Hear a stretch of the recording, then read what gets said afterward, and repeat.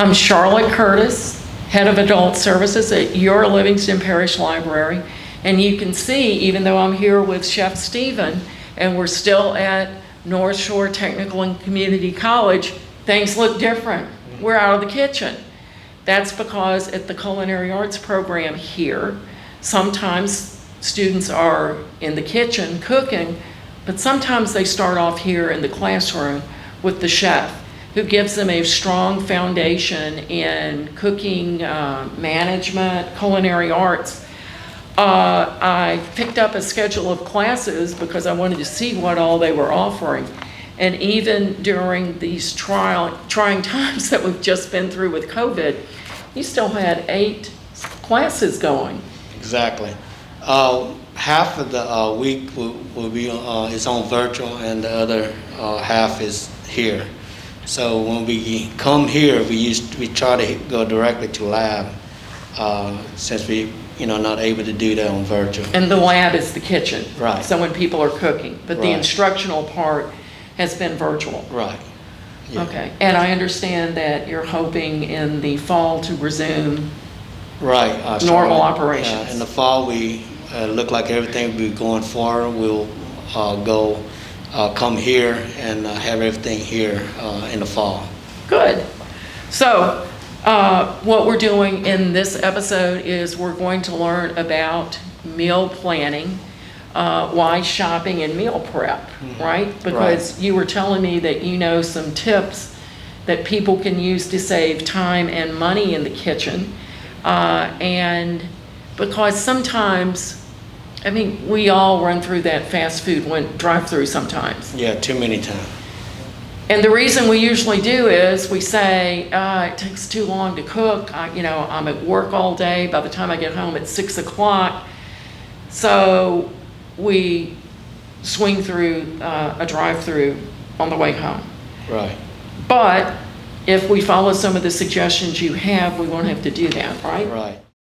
Yeah, one thing that we have to remember is that we can use we can get coupons from the internet, and of course our old thing about the old newspaper or whatever, and look at sales and coupon clip out your coupons and stuff like that, because different places, different store have different sales that they trying to put on. So if you can get on those sales, then you can buy more of it, and then you can do your one pot meal or whatever, and that way you can save and freeze your food, and that will save you money.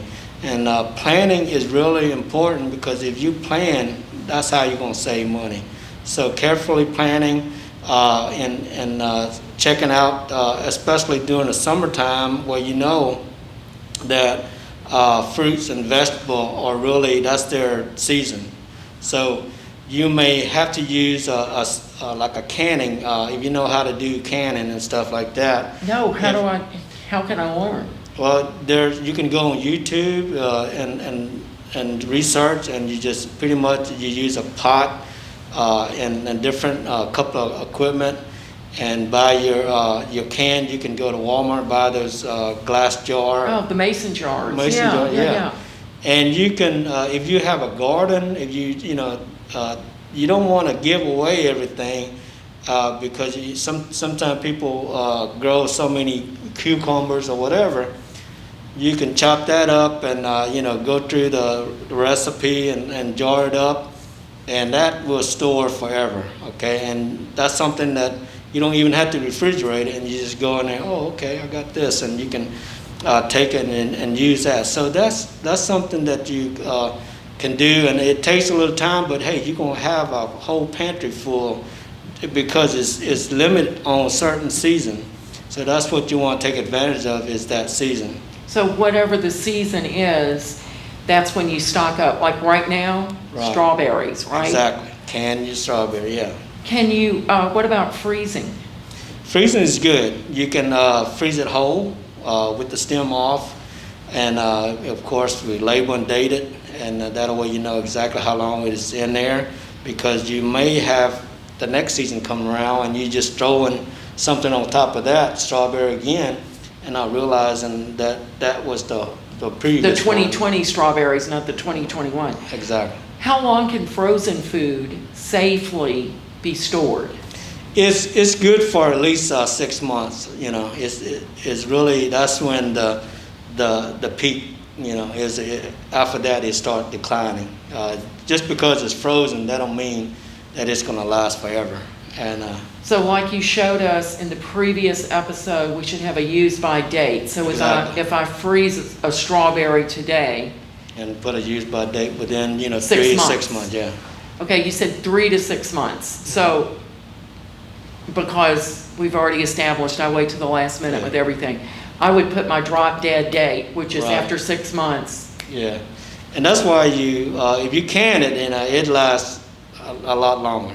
I did not think of that. I thought freezing was the same. So if I go and I get my glass jars and I follow the directions, I could put up produce while it's at the peak of the season and cheap, Yeah, and then just put that on a shelf somewhere. Right. No refrigeration. and you save that space in your refrigerator because you can't put all of that in there.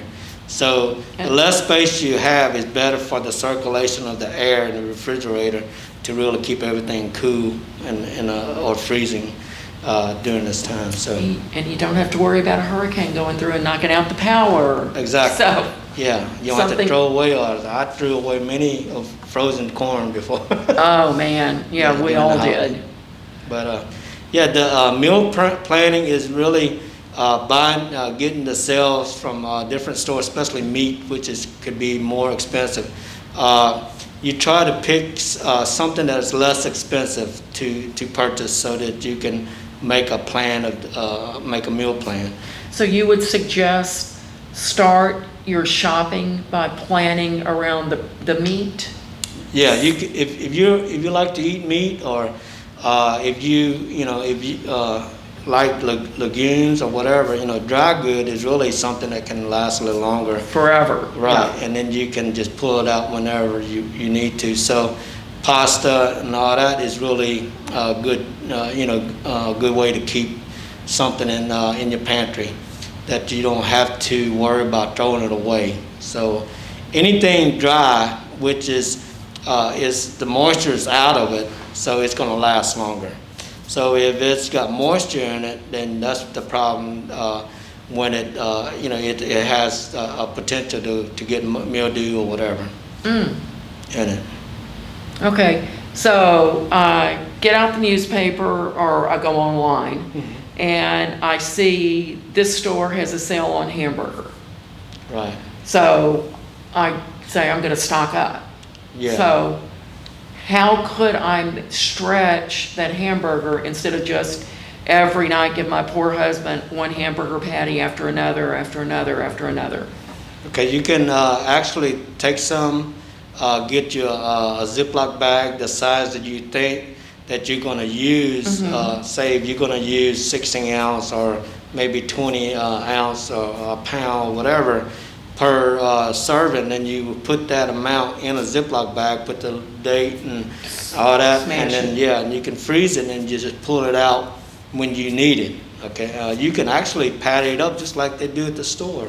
Pat it up already and freeze it like that, and that way you just pull out a patty and you can throw it directly on the grill. Frozen? Frozen, yeah. Yeah, I did just not take know it. that. It's according to how thick it is. Most of the pre-packed burger that you buy are pretty thin, and you just throw it frozen on the grill. So like about a finger? Yeah, about that size is perfect. Yeah, a little less than half an inch. Yeah. So that's a good way, and that could go with any fruits and stuff too. So you don't want to put any more than what you think you might can pull out, because you don't want to pull out and use it, and then if you have it thaw it out, then you feel like you have to use it right away. So if you just pull out what you need, use it, and then there's no leftover or no waste or other things to worry about. So where do you go to get recipes? You can go online and get it. Or you can have. I like to use. You're in Louisiana, so you probably want to use Louisiana cookbook. I know River Road cookbook is very good. They got gumbo and all the Louisiana product in there. Another cookbook I would suggest is a guy by the name of Tommy McMorris, I think is his name, from New Orleans. He got a cookbook out that is only Louisiana restaurant that he went to. So he got recipe from all these different restaurants around in Louisiana. So. And I know that of course, that you can also go to Livingston Parish Library because we have databases and an extensive collection of cookbooks that we'd love for you to come and check out, either a volume or look at our databases online.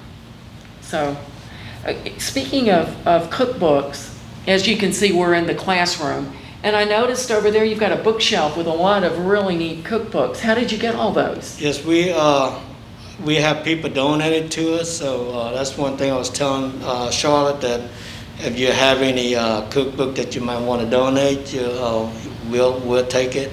We love to let people borrow the cookbook. A student here that want to use it and try it, and they're welcome to.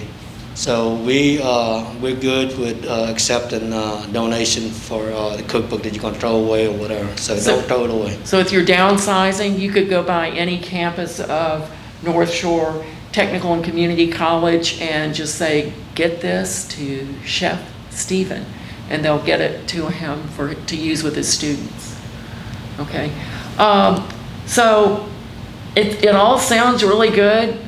But I still work a really long day, so you got to convince me. Why do I want to plan? What's in it for me if I go to all this trouble? If you, one thing I like to mention that you can still eat healthy at different fast food, but you still have to be picky about what you choose and knowing how they cook it, and what to choose.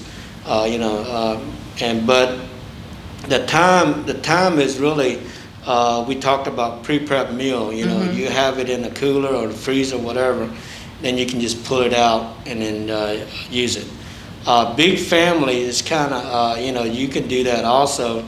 A lot of group family will come together and go to Sam's or something like that and get a big grocery, and then they can all, mothers or that come together. And you divide it up. Yeah. So they spend some time in the kitchen preparing, and then all the food is divided up in the family, and you have a chance to really talk to each other and communicate and have fun while you're not there by yourself prepping the food. It's a lot more fun to cook when you are doing it with somebody else, especially with people in the family.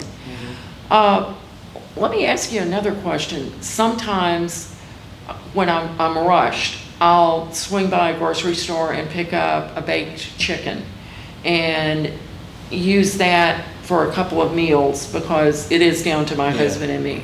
So we might eat the chicken by itself the first night, and the next night maybe I make chicken salad. And then, of course, I'm not going to throw away the bones and the skin.